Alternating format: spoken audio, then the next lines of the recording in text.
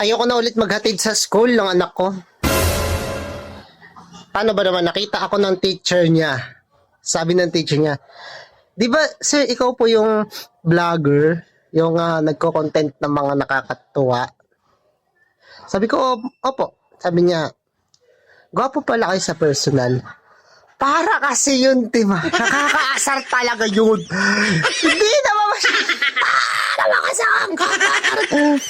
Hindi naman. Tapos sabi niya, hawig nyo nga po talaga si Arlene tsaka si John Lloyd. Hoy! Ayoko! Nakakainis yung teacher niya pala, biro. Nakakaasar. Tapos sabi, mukha daw akong bata sa personal. Hoy! Ayoko naman na! Yung teacher talaga dyan. Nakakaasar!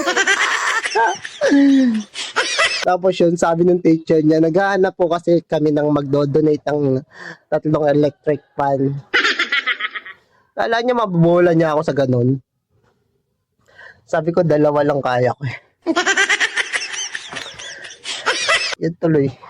Naghahanap ako ngayon ng pambili ng 2 electric fan.